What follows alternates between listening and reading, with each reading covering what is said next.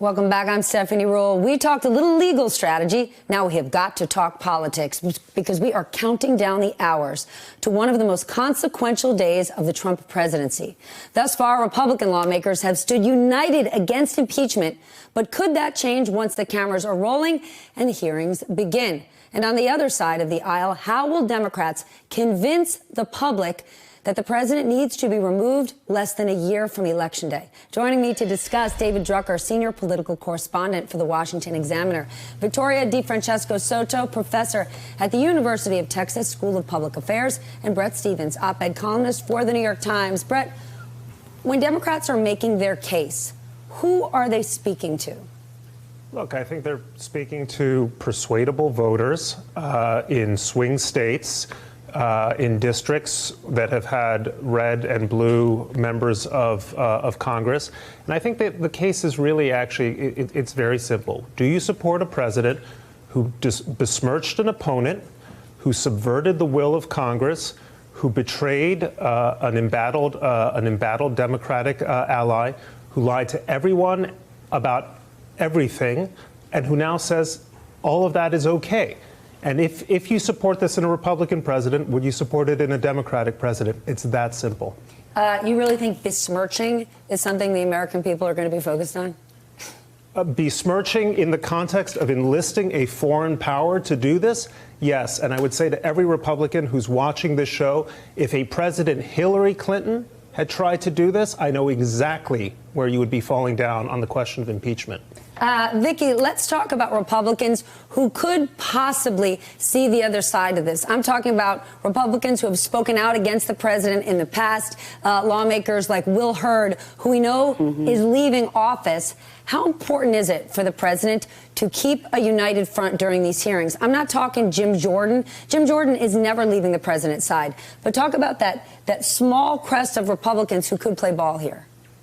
This is going to be the critical moment because he needs to keep that firewall. President Trump needs to keep a united front. And I think if I were a betting woman here, I would see the Will Hurds of the Republican Party probably lean towards staying with the president because they know that even though they're leaving office, that their political future, whether they want to keep running for office in the Republican Party or whether they want to make money by being lobbyists and lobbying on behalf of Republican and establishment interests, that they need to keep some sort of a base cultivation. And they also know that folks, your ground partisans, have rose-colored glasses. So President Trump is very good and very effective at showcasing his side of the story, that he's the victim, that it's these darn Democrats that are coming after him.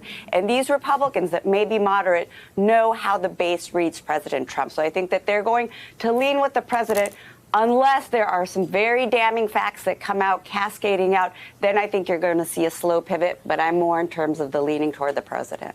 David, is it just about looking at this through rose-colored glasses, or actually fulfilling the president's prediction that his supporters would stand with him if he shot someone on Fifth Avenue? You've got former Secretary of State Condoleezza Rice, who has barely spoken out against this administration, calling this specific situation deeply troubling. Yeah, look, I think all of this at the end of the day, Stephanie, is about where Republican voters are. And for people that keep waiting for Republican members of Congress to either turn on Trump or be highly critical of Trump, particularly on an issue like this, the signals that they're looking for, the cues that they will follow, are those of their voters, because they plan to be around here a lot longer than President Trump. He maybe has one more term in him. They'd like to have several more terms. And so one of the reasons they've been hesitant to turn on the president is because he has set the terms of the debate as far as Republicans are concerned. He's not participating in the impeachment process, so they're participating very little in the impeachment process. What he calls the impeachment process in terms of a witch hunt or a sham or unfair and un-American, that's how they're dealing with the issue. And I think you're going to continue to see that. Now, it's possible that there will be some facts that come out that caused them to raise their eyebrows. But I would just caution that at the very beginning, there were many Republicans who were raising their eyebrows and being very candid in that they wouldn't have done what the president did with Zelensky.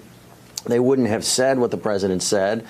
But ultimately, however troubled they are, it doesn't rise to the level of impeachment, and nothing that they have seen since has changed their mind about it. If anything, you've seen them move the goalposts to, well, something having to do with a quid pro quo might be a problem I'd have to address, to, look, at the end of the day, he didn't do anything that any other president wouldn't have done. And the point there is to just see how they've moved the ball to keep them with the president at all costs. And I hesitate to think that anything is going to change that. Then how big of a deal are the next few days? Can Republicans, Bret, simply turn the television off and look the other way? The president today is in New York talking economy, which for him, in many regards, is a winning argument. Tomorrow, Turkey President Erdogan is here. Are these big enough distractions for Republicans to ignore this hearing going on? Well, Republicans are going to be able to ignore the hearing, but in the overwhelming likelihood, I think, is whatever they think, Trump is going to be impeached in the House. The real question is going to come down to what at least 4 Republican senators might do, Republican senators who aren't interested in another term, a future in politics, and are simply looking to history. And that's when I think Republicans get worried. Look, Trump is going to be able to talk up the strengths of the economy, and the strengths have been, in fact, surprising and defied expectations. The Turkey thing is rather more interesting because it's a reminder of this president's fascination with, I'm being delicate here, strongmen in other countries, whether it's Putin in Russia, Xi in China, and of course Erdogan in Turkey. Erdogan is a supporter of Islamism. He's pursued a policy of brutality abroad and at home, but he has one remarkable fan, and that guy seems to be in the White House. Vicki, we know that tomorrow Republicans will be pushing that the problem with this is the process. They're going to be sort of spinning that story that the whole thing is unjust. For Democrats, do they need to be weaving their own narrative, or is it just about letting the witnesses tell their story?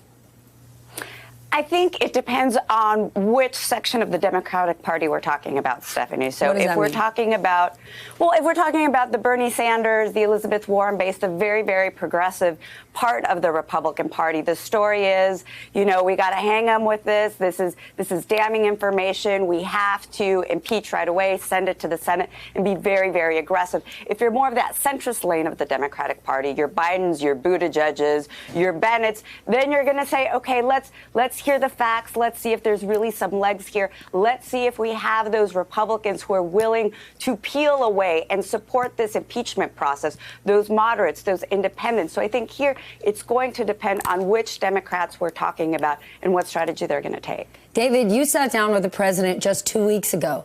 He had floated the idea of sort of fireside chat format, reading the actual, what he calls a transcript, and we should remind our audience, it's a summary. How do you think he will play this tomorrow? You just spoke to him. Is he going to be tweeting or ignoring? No, well, I think he'll be tweeting, and I think he'll try and set the table in the morning as he did this morning. Look, the president, and I think this is a fascinating part of this, Stephanie, everybody for a change agrees on the facts at hand, but they have different interpretations of the facts. So I've interviewed Democrats on the Hill, and they say, read the transcript. And when we were interviewing the president, he said, not only should you read the transcript, which exonerates me, but I believe in the transcript so much, he motioned to one of his aides and said, new T-shirt, read the transcript. And he had some other ideas. And then he talked about this idea of reading it aloud to the American public because he thinks it gets him off the hook. And he seemed pretty firm in that belief, and he really wasn't hesitating about it. And it's the one thing that he's continued to stick with.